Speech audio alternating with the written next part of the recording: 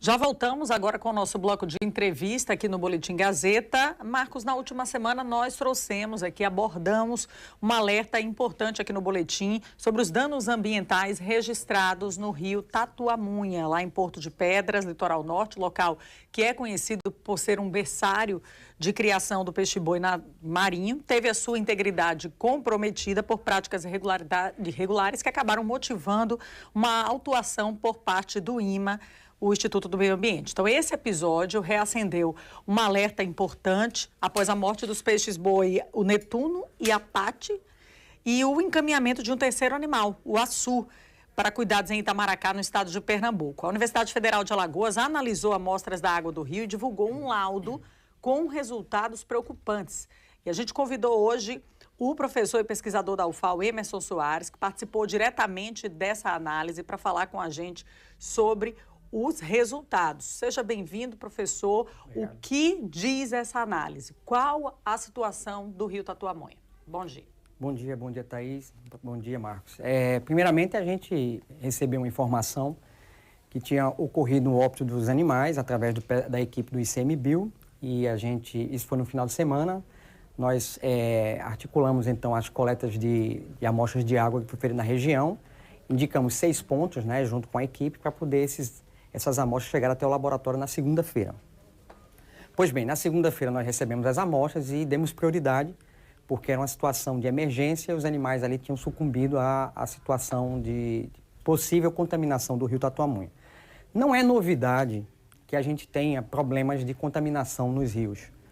Os rios alagoanos, eles infelizmente estão muito contaminados de todas as formas, desde a parte de poluentes oriundos dos esgotos, né, difusos ou domésticos mesmo, até agroquímicos e outros compostos, solventes. A gente encontra uma série de componentes. O que é que nós fizemos então? Nós providenciamos, através de 3 laboratórios, a análise de metais pesados, contaminantes emergentes, que a gente chama de novos compostos, vamos dizer assim, além de agroquímicos e parâmetros físico-químicos. Também estudamos a questão toxicológica de microalgas, que às vezes a gente tem contaminação oriundo dessas microalgas que estão ali se aproveitando de nutrientes.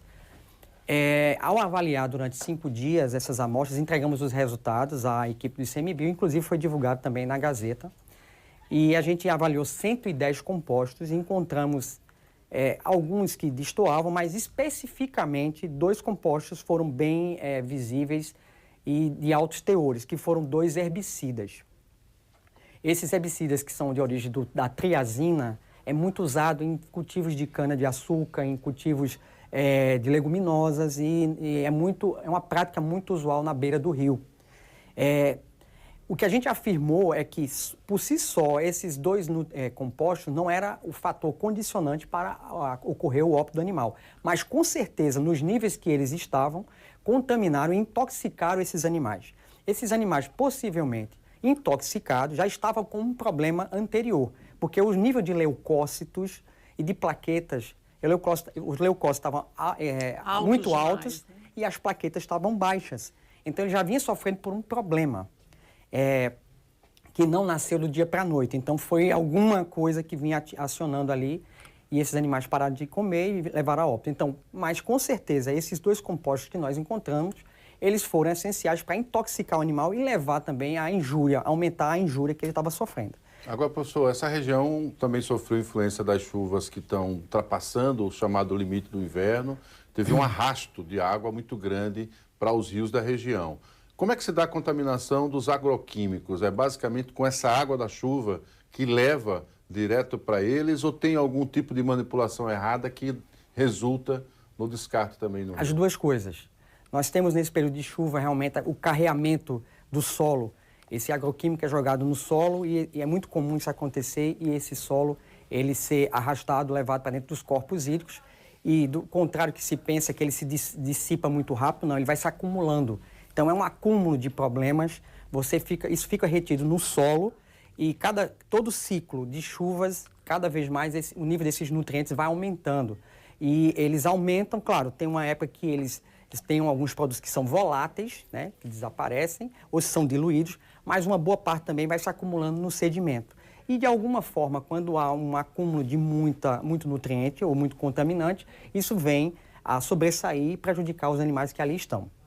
O reflexo disso, geralmente, é a mortalidade de peixes, ou então, com esses nutrientes ali, algumas microalgas também produzem uma toxina, né, que é tóxica também, que também intoxica, ou então esse produto acumulado ali com essa leva de agroquímicos que são arrastados pelas chuvas, ele vem a aumentar gradativamente, ou então de forma muito considerável, levando à intoxicação e, claro, uma injúria maior ao animal.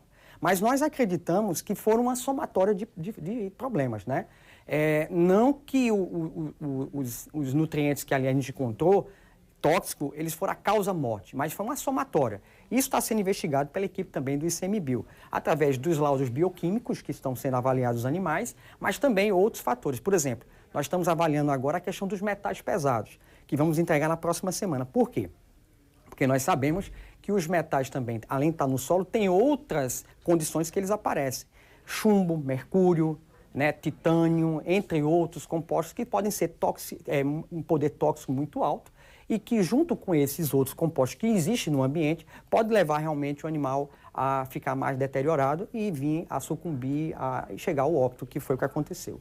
Professor, em relação ao outro animal, o açu, que foi levado para Itamaracá, tem alguma atualização sobre o estado de saúde desse animal? Se tem previsão para ele retornar? Ele é mais aqui? Jovem, isso já é um fator que beneficia também, né? A equipe do ICMBio, ao qual a gente está sempre em contato, inclusive existe a possibilidade de nós investigarmos também a questão dos alimentos, analisar os alimentos, porque não se descarta também a possibilidade de algum alimento vir com alguma contaminação.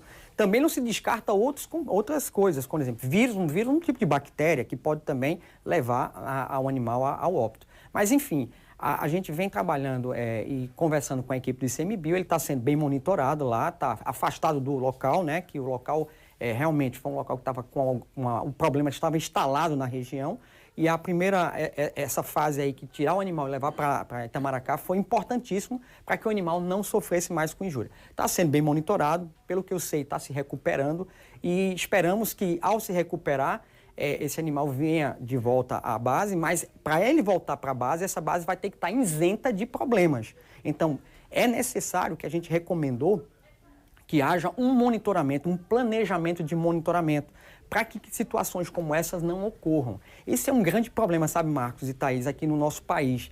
A gente só se prepara quando acontece o problema. A gente tem que ter um programa de rastreabilidade e monitoramento constante e contínuo, para que fatores como esse, a gente se anteceda a eles e não leve a uma injúria ou chegar a uma situação que chegou à morte desses animais. Pois é, identificar os pontos mais críticos no tocante à presença, por exemplo, desses elementos químicos e o contato que ele tem em relação à água também. Talvez buscar uma maneira de manuseio diferenciada, porque o que acontece é isso, o volume de chuvas é forte, a pancada é intensa, cai e arrasta uma quantidade de alta concentração, eles estão nesse ambiente, se contaminam e depois essa parte mais grossa do que desceu até vai embora. Mas o problema é que fica depositada. É como diz o professor, pode dar origem até a anomalias, né? De plantas que nascem já contaminadas com esse efeito, e o animal só se alimenta disso, infelizmente pagou com a própria vida, né? E é um local que já tinha essa veia voltada para a preservação. Então agora precisamos ajustar isso aí. Como Na verdade, bem colocou, o turismo da cidade é voltado para a visitação do peixe-boi, né? Eu conheço lá a base do Rio Tatuamunha e onde esses animais são devolvidos à natureza. Tive a oportunidade de acompanhar algumas dessas ações. E a gente fica triste, né, com esse tipo de notícia, espera que... e aí, do ponto de vista de recuperação dessa água e de que ela se torne segura para os animais, existe uma perspectiva de recuperação dessa água a partir das amostras que foram analisadas? O ambiente, ele tem uma capacidade, ele é muito resiliente, ele tem uma capacidade boa a área de manguezal de recuperar. Agora, para isso, tem que coibir as fontes originárias desses produtos. Né? Então, você tem que ter fiscalização, você tem que ter monitoramento, você tem que ter...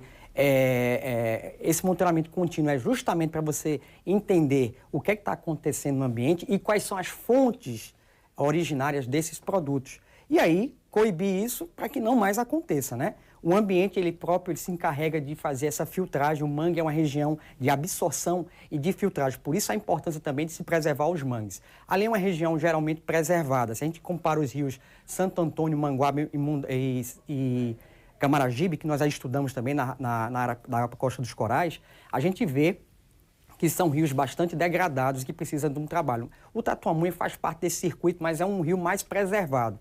O que é que tem que se fazer, então? Diante de um fator desse aí, é realmente aumentar a fiscalização, exigir o que está preconizado na legislação ambiental quanto a plantios nas áreas marginais, quanto ao uso de produtos de agroquímicos, mas também não só isso, porque nós temos esgoto, coliformes fecais são altos naquela região, não era para ser, né? E outros fatores como ligações clandestinas ou não tratamento de efluentes. Tem que se fazer isso aí porque é uma região, como vocês disseram mesmo, turística, que realmente absorve, gera empregos e a população depende muito disso. Então a gente tem que ter uma atenção especial.